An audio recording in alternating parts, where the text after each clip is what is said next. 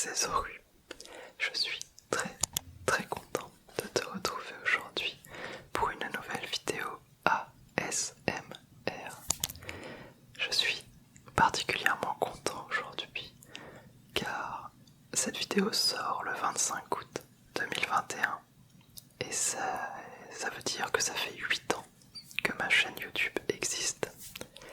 Elle a été créée le 25 août 2013.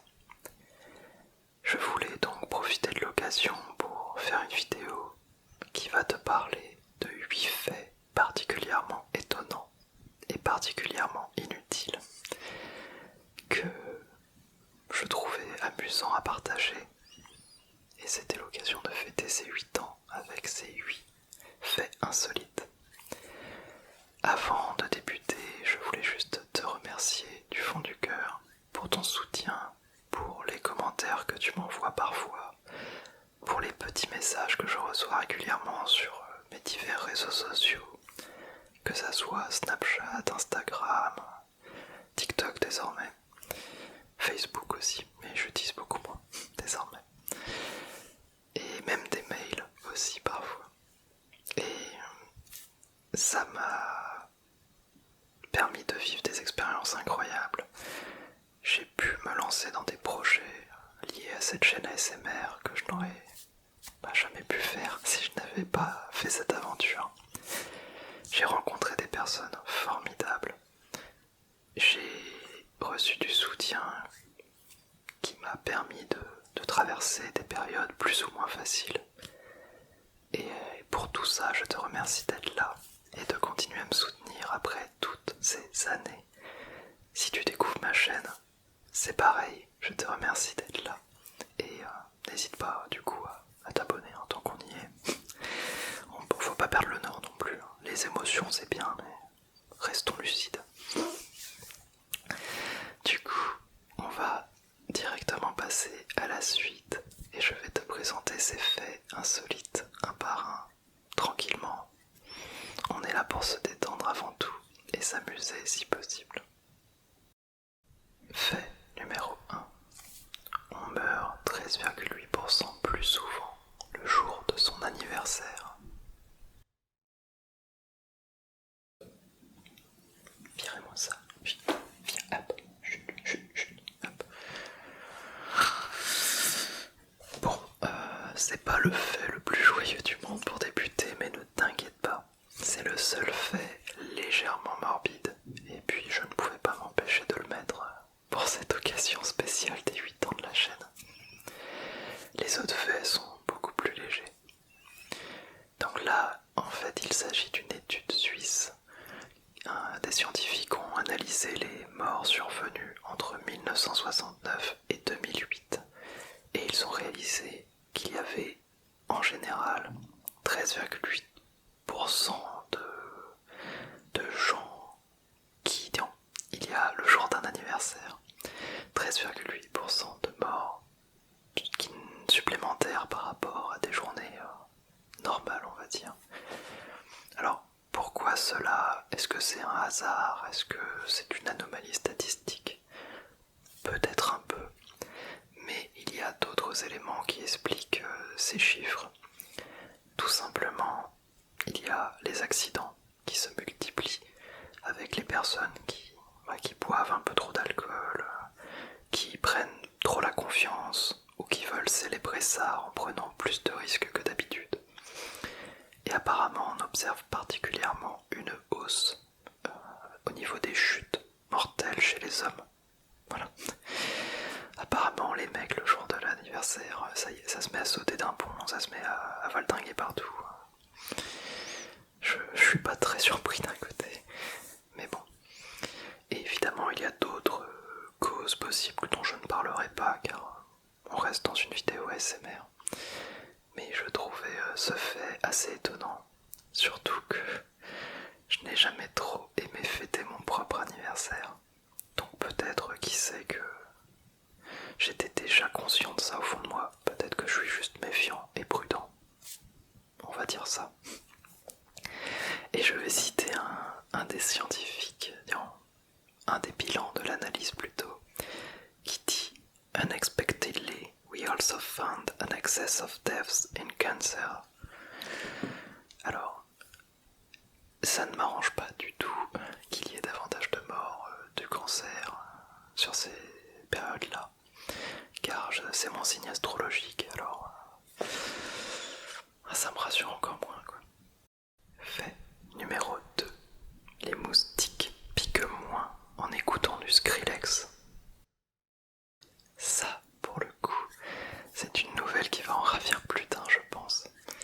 Il y a des scientifiques qui ont essayé de voir si on pouvait altérer le comportement d'un moustique en le soumettant à différentes musiques. Ils ont réalisé que oui, c'était tout à fait possible et que ça dépendait entre autres de la musique qu'on leur passait. Ils ont eu des résultats assez significatifs avec Scary Monsters and Nice Sprites, un titre de Skrillex. Donc si on met du Skrillex à fond et qu'il y a des moustiques aux alentours, apparemment ils vont avoir plusieurs modifications comportementales. Déjà, ils vont avoir moins envie de se nourrir. Donc ils vont moins attaquer les humains tout simplement. Et rien que ça, c'est une excellente nouvelle. Ce qui veut dire tout simplement que l'été, il suffirait de...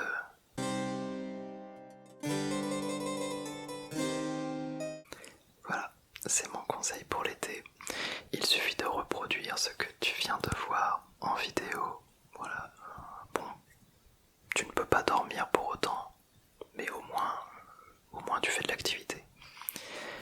Petite anecdote bonus, apparemment les moustiques ont aussi moins envie de copuler quand ils écoutent du Skrillex, ce qui est là pour le coup assez inverse à des comportements humains. Fait numéro 3. Les pigeons peuvent distinguer des tableaux de Monet et de Picasso. Encore une expérience scientifique bizarre, mais cette fois sur des pigeons.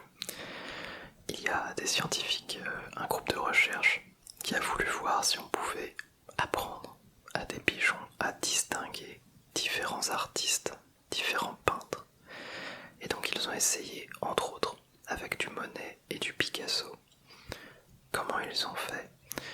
Eh bien, ils ont soumis les pigeons à une série de tests qu'ils ont répétés quotidiennement, à raison d'une session par jour. Le test était assez simple.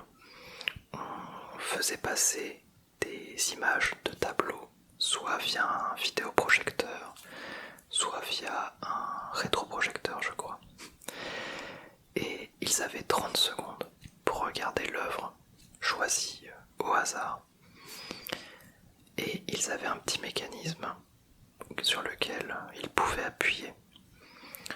Il y a un groupe de pigeons qui devait appuyer lorsqu'il reconnaissait des tableaux de Monet. Si jamais le pigeon appuie là avec son bec, je le fais bien, voilà. Si jamais le pigeon appuie en voyant un tableau de Monet, eh bien il va recevoir une dose de nourriture. Donc ça, c'était un des groupes de pigeons qui était soumis à cette expérience. De l'autre côté, il y avait un groupe dans les mêmes conditions, mais qui lui recevait une récompense si jamais il appuyait devant un tableau de Picasso. Et donc ils ont fait ça, à chaque fois ça durait 30 secondes par tableau, et il y avait des pauses de 5 secondes entre les images. Apparemment, au bout d'un certain temps, les pigeons avaient un taux de réussite de plus de 90%. Ce qui veut dire que le pigeon, 9 fois sur 10, reconnaissait le bon artiste. Donc par exemple pour le groupe de pigeons qui était entraîné pour Picasso, si on lui présentait du Monet, il ne va pas appuyer pour tenter de se nourrir. Par contre 9 fois sur 10, voire plus, il va correctement appuyer en voyant un tableau de Picasso, ce qui montre qu'il a réussi à repérer un style artistique, à distinguer les formes et les couleurs d'un artiste à l'autre. Voilà. À quoi ça sert ? À rien du tout, hein, mais je te l'ai dit, cette vidéo, c'est vraiment vraiment des faits inutiles, donc indispensables. Fait numéro 4. Des gangs d'oies aident la police chinoise. Alors, on reste dans les oiseaux. Et celle-là, vraiment, elle m'a fait beaucoup rire, surtout quand j'ai lu les articles avec les photos. Je vais t'en mettre quelques-unes, parce que ça me fait beaucoup trop plaisir. Et donc, dans la police rurale chinoise, ils ont des chiens de garde, mais ils se sont dit que il y avait moyen de faire mieux, ou en tout cas de faire une alarme nocturne de top niveau grâce aux oies. En fait, les oies sont des oiseaux qui sont extrêmement sensibles au bruit, surtout la nuit. Et même si elles ne voient pas très bien, elles entendent et sont vite paniquées en entendant du bruit la nuit. Ce qui fait que la police chinoise, certaines polices en Chine, ont décidé d'avoir des petits troupeaux d'oies qu'ils mettent autour du centre de la station de police, du commissariat. Et ils les laissent en liberté la nuit comme ça, vadrouiller à leur guise. Il se trouve qu'en plus, ça aurait déjà permis d'arrêter quelqu'un. La situation me tue. Apparemment, ils avaient récupéré un véhicule illégal, une moto qui n'avait pas de plaque et tout. Mais le propriétaire avait réussi à s'enfuir. Donc ils avaient ramené la moto à la station de police. Et le propriétaire a voulu la récupérer sur une infiltration nocturne. Mais je veux dire, il était préparé quand même. Parce qu'il s'est ramené, il a drogué les chiens. Donc il avait prévu de la nourriture avec une drogue et tout. Puis il a cru qu'il était désormais, pas que c'était bon, qu'il avait éliminé la menace. Et il s'est retrouvé avec une armée d'oies lui hurlant dessus et réveillant tout le quartier. Et ce qui a permis à la police de débarquer en 2 secondes et de l'arrêter. Voilà, donc le mec est en tôle, arrêté par une oie. Et ça c'est pas commun quand même. Pour info donc, ce qui fait que ça marche aussi bien, c'est que quand une oie se met à cancarder, je crois que c'est ça, attends. Ça cancarde une oie. Cacarde apparemment. Quand une oie cacarde, toutes les autres font de même. Donc on se retrouve très rapidement avec une cacophonie pas possible. Et donc la police continue d'avoir, certaines polices en Chine ont des oies qu'ils nourrissent et qu'ils entretiennent. Et petite info bonus, apparemment les oies sont capables de distinguer les uniformes de police et ne hurlent pas, ne cacardent pas devant les policiers. Voilà.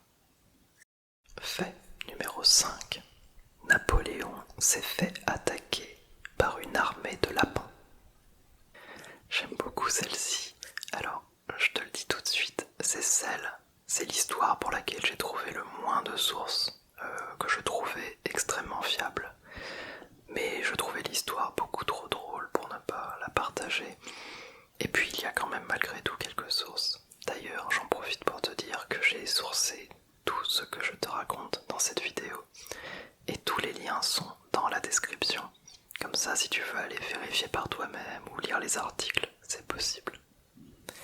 Donc concernant notre ami Napoléon, eh bien, il avait quelqu'un qui voulait lui faire plaisir, qui s'appelait Louis-Alexandre Berthier. Donc Louis-Alexandre, il se dit, on va faire plaisir à Nicolas Napoléon, bien sûr. Trop habitué à Sarkozy, je crois. À Napoléon Bonaparte, il voulait faire plaisir à son ami. Il se dit, on va organiser une énorme chasse aux lapins. Bah oui, apparemment c'est comme ça qu'on s'amuse. Donc il a commandé, il a reçu des milliers de lapins. Voilà, déjà ça a dû être un budget, une organisation assez sympa. Napoléon arrive, donc là il y a tout. Voilà, il y a sa petite armée personnelle, y a son carrosse et tout, il descend du carrosse. Louis-Alexandre, il est trop content. Il demande à ce qu'on ouvre les cages pour débuter la partie de chasse. Sauf que les lapins ont décidé de se rebeller contre les esclavagistes et ont foncé tout droit vers Napoléon, son carrosse et tout ce qui se trouvait autour. Donc soudainement Napoléon s'est retrouvé submergé par une armée de lapins, complètement fous. Apparemment, selon l'histoire, les lapins auraient commencé à attaquer le carrosse, auraient réussi à mordiller dans les pantalons de Napoléon. Et Napoléon aurait finalement ordonné à tout le monde de monter dans son carrosse pour s'enfuir. Et l'histoire, la légende dit qu'il était en train de jeter des lapins par la fenêtre pendant qu'il était en train de prendre la fuite devant l'envahisseur à poil. Enfin, l'envahisseur n'était pas à poil, hein. C'est les lapins qui sont poilus. Voilà, je tiens à préciser. Cette histoire, je la trouve formidable. Je ne sais pas si c'est une légende, mais j'espère sincèrement que non. Et d'ailleurs, pour la conclure, j'ai une petite citation que j'aime beaucoup. C'est l'historien britannique David Chandler, qui est spécialiste de la période napoléonienne, qui a commenté: avec une meilleure compréhension de la stratégie napoléonienne que la plupart de ses généraux, la horde de lapins se divise en deux ailes et se répand par les flancs, se dirigeant vers le carrosse impérial. J'aime beaucoup cette formule. Et bon, comme c'est un spécialiste, j'espère qu'il a vérifié un petit peu si l'histoire était véridique. Voilà, donc désormais, si jamais on te parle de Napoléon et de ses exploits, pense aussi qu'il a quand même perdu face à des lapins. Fait numéro 6. En 1958, les Américains ont lâché une bombe nucléaire en Caroline du Sud. Ah, les Américains, toujours là pour montrer qu'ils sont la plus imposante. Eh bien, ça a failli se retourner contre eux. Pendant cette période un petit peu particulière de guerre froide, beaucoup d'avions étaient équipés de matériel explosif nucléaire au cas où il aurait fallu soudainement se mettre à attaquer la Russie. Sauf que le 11 mars 1958, un de ces avions, alors je suis pas expert mais apparemment c'était un P-47, il s'est dirigé vers le Royaume-Uni pour aller aider pour une autre opération militaire. Le pilote, soudainement, il entend une alerte qui lui indique qu'il y a un souci avec le système de harnais de la bombe. Alors, apparemment c'est mal attaché, il y a un problème, il faut aller voir. Donc il y va, et suite à un faux mouvement, un sacré faux mouvement quand même, il glisse, il s'accroche à ce qu'il peut, et apparemment il s'accroche au système pour déverrouiller la trappe de la bombe. Et donc là, il était tranquillement en train d'aller voir si tout allait bien, et il voit la bombe qui tombe sur la Caroline du Sud, donc un état américain. Comme on dit dans le milieu, la boulette. Heureusement pour la Caroline du Sud déjà, c'est quand même eux qui étaient le plus mal, mais heureusement pour le pilote aussi. En fait, le dispositif nucléaire est dans une autre partie. Il y a la bombe avec des explosifs, voilà, tout ce qu'il faut pour que ça pète bien. Mais pour qu'il y ait la réaction nucléaire, c'est dans un autre dispositif qui était à part dans l'avion. Ce qui fait que la bombe est tombée au sol. 3400 kilos d'explosifs tout de même.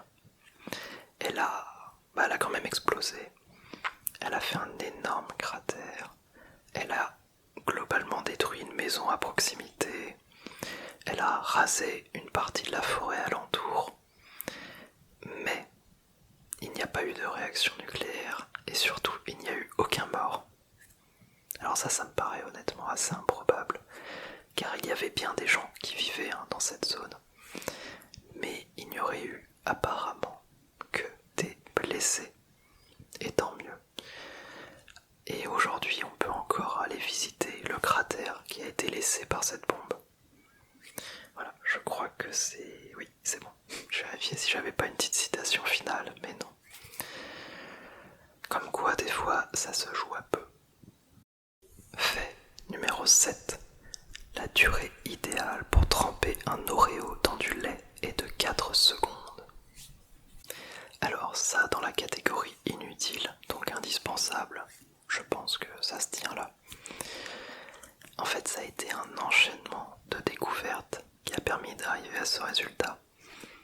Tout d'abord, il y a eu une formule qui a été créée principalement pour comprendre comment optimiser le jet d'encre des imprimantes sur le papier pour qu'il se répande le plus vite possible, mais que ce soit net et surtout que ça sèche très rapidement.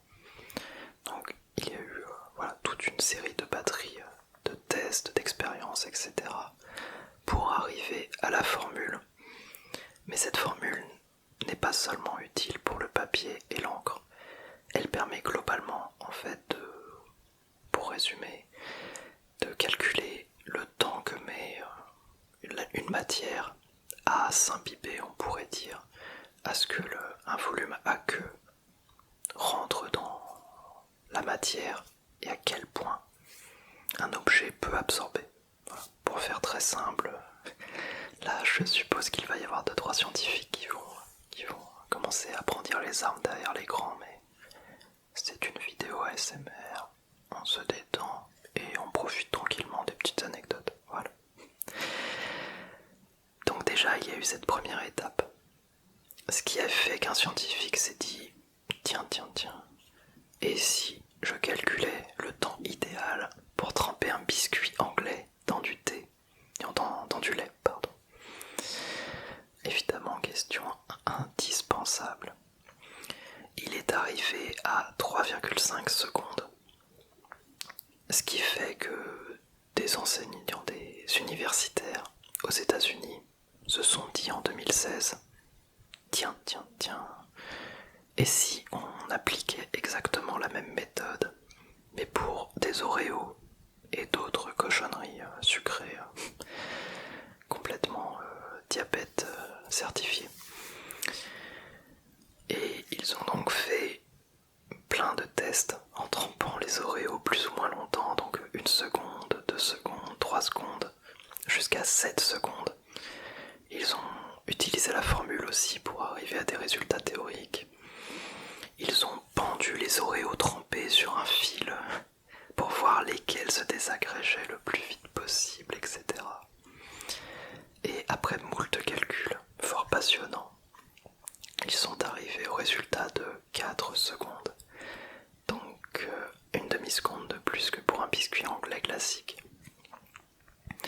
À quoi ça sert? À rien du tout, mais désormais, tu sauras que si tu veux optimiser le temps de trempage d'un Oreo dans du lait, eh bien il suffit de le tremper 4 secondes. En dessous, il ne sera pas complètement imbibé. Au-dessus, ça ne sert à rien et ça va juste détruire le biscuit. Voilà, me remercie pas. Fait numéro 8. Les vaches ont des accents régionaux. Et on va terminer cette vidéo encore une fois sur un fait qui concerne des animaux. Je crois que c'est ce qui me fait le plus rire naturellement en fait. Il y a des fermiers qui se disaient en écoutant leurs vaches, c'est bizarre, je suis sûr que mes vaches ne meuglent pas. Alors c'est bien meuglé, hein. Oui, tout à fait. Oui, j'ai pris des notes pour le bruit de la vache. J'ai 3 ans et demi.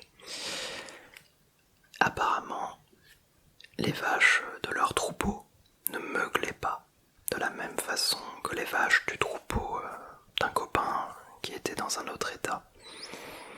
Et ils ont été de plus en plus nombreux à se faire la remarque, juste que ça ne collait pas et que ils avaient l'impression que vraiment leur troupeau avait une façon unique de meugler, commune à toutes les vaches du troupeau, mais que ce n'est pas le cas pour les vaches d'autres troupeaux.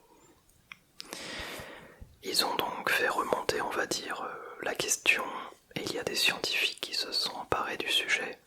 Ils ont visiblement beaucoup de temps libre, les scientifiques, quand on voit cette vidéo. Et alors il n'y a pas d'études très précises sur la question. J'ai été un petit peu déçu là-dessus. Je m'attendais à des chiffres, des tableaux, je m'attendais à des vidéos de vaches qui meuglent là au milieu de la nuit. Ça allait être incroyable. Mais non, ça a été pour l'instant un petit peu sommaire. Mais ils ont dit que c'était loin d'être incohérent, car c'est un comportement qu'on retrouve ailleurs que chez l'humain, déjà. Donc chez l'humain, bon, tu le connais, hein, les accents régionaux, le nord, le sud, tout ça, tout ça. Mais il y aurait aussi des espèces d'oiseaux qui auraient des accents en fonction de où ils vivent.